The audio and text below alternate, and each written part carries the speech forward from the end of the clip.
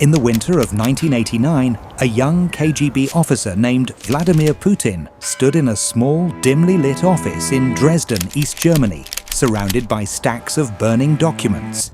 Outside, the Berlin Wall was collapsing, and with it, the Soviet Empire he had sworn to protect. Crowds filled the streets, chanting for freedom as the symbols of communism fell one by one. Freiheit! Wir sind frei! Wir sind das Volk! Inside, Putin fed confidential files into a furnace, determined that no one would uncover what his country's intelligence service had done. That night, the world changed. The Soviet Union was dying, and Putin watched its death from behind the iron curtains of an empire dissolving in real time. It was the end of the world he knew, and the beginning of the one he would one day rule. To Putin, the fall of the Soviet Union was not liberation. It was humiliation. Vladimir Vladimirovich Putin was born in 1952 in Leningrad, today's St. Petersburg, a city scarred by war and starvation. His father was a factory worker, his mother a survivor of the siege that had killed over 1 million people. From a young age, he was fascinated by power, especially the kind that operated in shadows.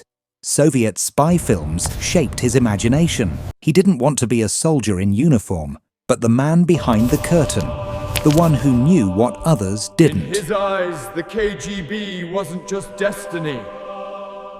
He studied law at Leningrad State University, then joined the KGB, serving as an intelligence officer in East Germany. There, he learned the language of secrets, silence, observation, manipulation. While the West celebrated the fall of the Berlin Wall as a triumph of freedom, Putin saw humiliation. A once great power, stripped of respect, influence, and fear.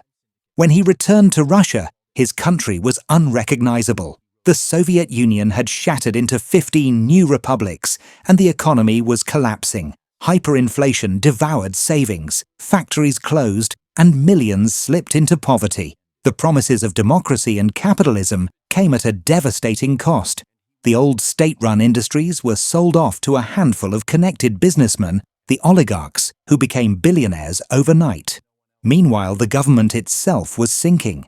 Boris Yeltsin, Russia's first president, was erratic, often drunk, and increasingly seen as a puppet of the West. In a nation that had lost both its empire and its pride, people were desperate for stability, for someone who could make them feel powerful again. Putin, disciplined, calculating, and unflinchingly loyal to the image of the state, began to rise through the ranks. His demeanor was cold, methodical, bureaucratic, but behind it was a man who understood what Russians longed for: order, strength, and revenge for humiliation. By 1999, as Yeltsin's popularity collapsed and chaos deepened, Putin was suddenly elevated, first as prime minister, then as acting president. On New Year's Eve, Yeltsin appeared on national television to announce his resignation, naming Putin as his successor.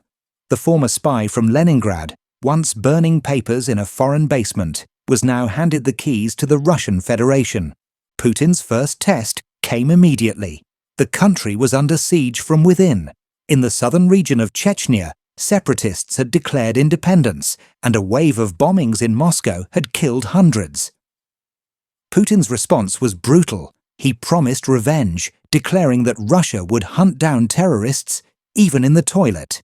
His warplanes flattened Grozny, the Chechen capital, killing tens of thousands. But he emerged as the strong leader Russians had been waiting for. His approval ratings soared. The message was clear. Order had returned, and weakness was no longer an option. For Putin, it was never just about control. It was about identity. He once called the fall of the Soviet Union the greatest geopolitical catastrophe of the 20th century. To him, the empire's collapse wasn't just a political loss. It was a wound to Russian pride. As he consolidated power, he began reconstructing what had been lost, not with ideology, but with image. He restructured the state, divided Russia into 7 administrative districts governed by his own appointees, and brought national television under direct control. The new Russia would not be democratic, it would be stable, and it would have one voice. His. When Vladimir Putin took control of the Kremlin, Russia was a country exhausted by instability. Factories stood silent, pensions vanished overnight, and the promise of democracy had turned into corruption. People wanted a savior, not another politician. Putin understood this better than anyone. He didn't just rule through policy. He ruled through image. From the very beginning, he built himself into something larger than life. A man of action, discipline, and power, the antidote to a decade of humiliation. State television became his most potent weapon. Overnight, every major media outlet was brought under government control, and the narrative shifted. Instead of chaos, Russia now had order. Instead of weakness, it had strength. Putin appeared everywhere, on horseback in Siberia, diving for ancient relics in the Black Sea, flying fighter jets, practicing judo, rescuing tigers. Each image, meticulously staged, was a chapter in the myth of the man who could do anything. The Kremlin understood something the rest of the world often forgets. Propaganda doesn't just lie, it inspires. It doesn't make people believe facts, it makes them believe feelings. At home, this myth worked. The average Russian saw Putin as the one who had restored dignity to a broken nation. To the elite, he was the guarantor of stability, the man who could keep the oligarchs rich as long as they played by his rules. To the security services, he was one of their own, a KGB man who had never truly stopped serving the state. Step by step, he centralized power. Regional governors were no longer elected by the people but appointed by him. Parliament became a formality, courts a tool. Russia had traded democracy for discipline. But this consolidation came at a cost, the quiet disappearance of dissent. Journalists who probed too deeply began to die in mysterious accidents or disappear altogether. Opposition leaders found themselves imprisoned, exiled, or poisoned. Each time the Kremlin denied involvement, but the message was unmistakable: challenge the system, and the system will erase you. And yet, many Russians didn't see this as tyranny. They saw it as necessity. After the chaos of the 1990s, they preferred control over freedom, certainty over risk. Putin didn't need to force loyalty. He made people crave it. Economically, Russia began to rise again, not through innovation, but through oil and gas. The early 2000s saw global prices soar, and Putin used the windfall to rebuild the state.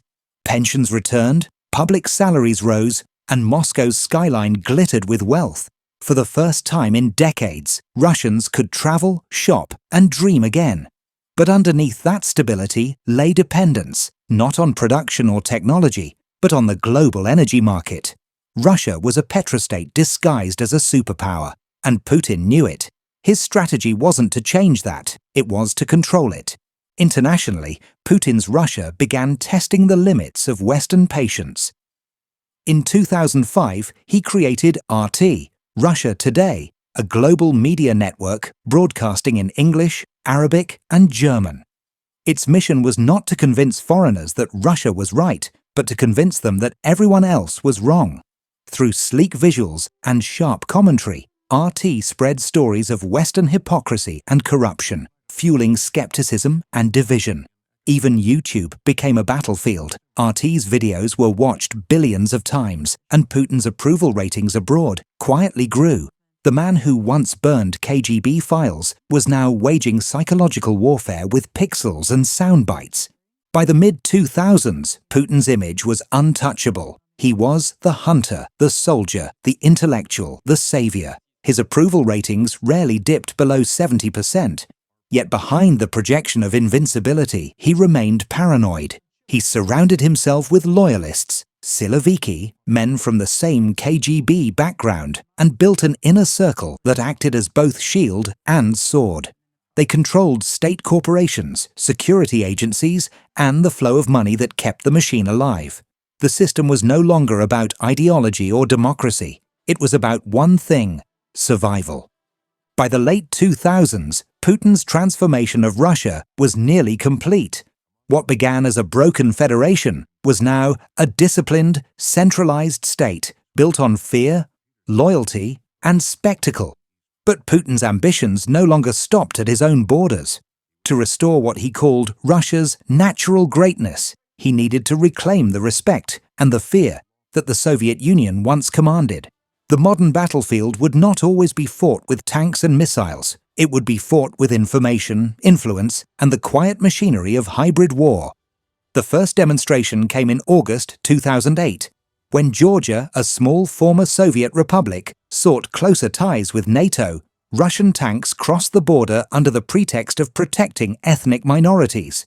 Within days, the Georgian army was crushed, and two separatist regions, Abkhazia and South Ossetia, were effectively absorbed into Moscow's sphere.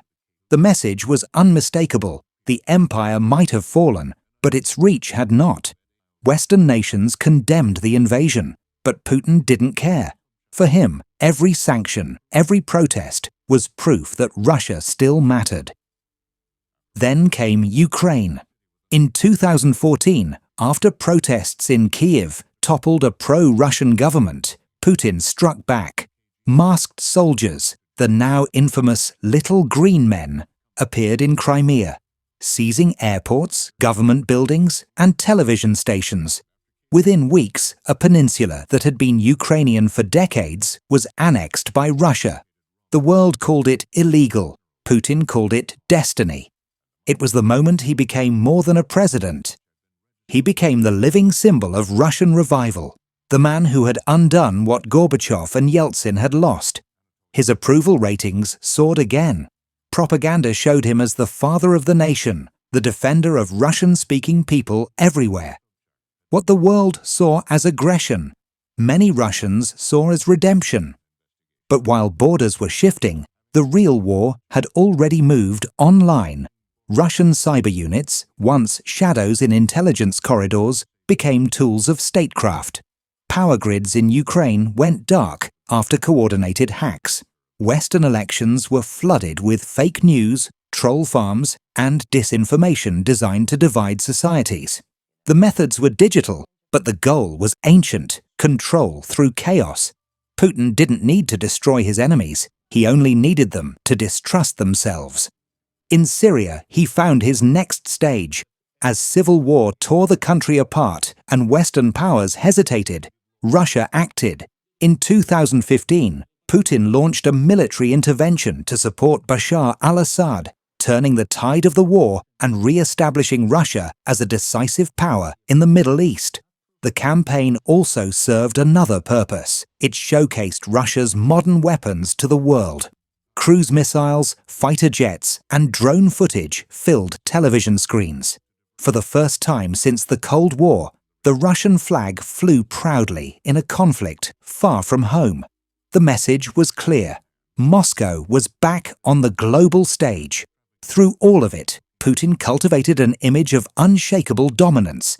He spoke rarely, smiled even less, and never apologized. He positioned himself as the antithesis of the West's moral uncertainty, a man of order in an age of disorder. Inside Russia, that image became religion. Outside, it became fear. But beneath the surface, cracks were forming. The same loyalty that had built his empire also isolated him. The oligarchs depended on his protection, the military on his approval. He had no equals, no challengers, and increasingly, no reality check. Power had insulated him from truth. Then came 2022, the invasion of Ukraine. What was meant to be a swift operation became a grinding, catastrophic war that exposed the limits of his empire. Sanctions gutted the economy, soldiers deserted, and the illusion of invincibility began to fade. Yet even as the walls closed in, Putin clung to his old script, a world where Russia was forever besieged, and he alone could save it. His propaganda machine doubled down, painting the conflict as an existential struggle against the West. The myth endured, but the man behind it was now fighting time itself. Vladimir Putin built his legacy not by creating something new, but by resurrecting something old: the psychology of empire, the worship of strength, The manipulation of fear. He didn't rebuild the Soviet Union's territory, but he revived its spirit, suspicion, defiance, and control. Whether history remembers him as a patriot or a tyrant will depend on who writes it. But one truth remains: he turned his country into a reflection of himself. Cold, disciplined, ruthless, and built to survive, no matter the cost.